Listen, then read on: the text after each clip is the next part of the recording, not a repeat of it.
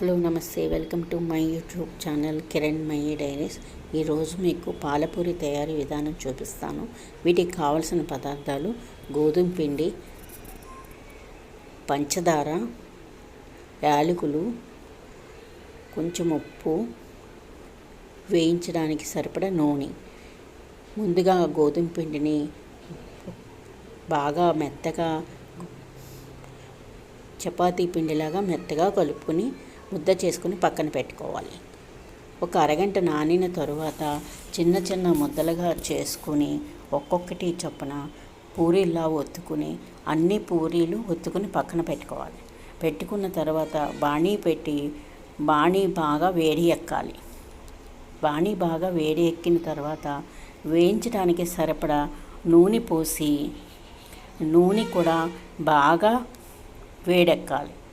వేడెక్కిన తర్వాత ఒక్కొక్క పూరీ చొప్పున అందులో వేసి వేయించుకోవాలి. వేయించుకుని అవి కూడా పక్కన పెట్టుకోవాలి. పెట్టుకుని ఒక పాలు పోయటానికి ఒక గిన్నె పెట్టుకుని పాలతో గిన్నె పెట్టుకుని అందులో యాలకుల పొడి, పంచదార వేసి బాగా కలపాలి.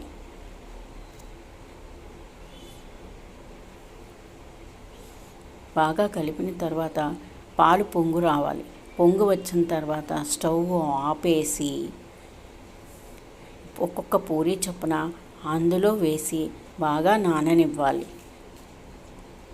బాగా నానిన తర్వాత చిన్నపిల్లలు, పెద్దవాళ్ళు కూడా ఎంతో ఇష్టంగా తినే స్వీట్ ఇది.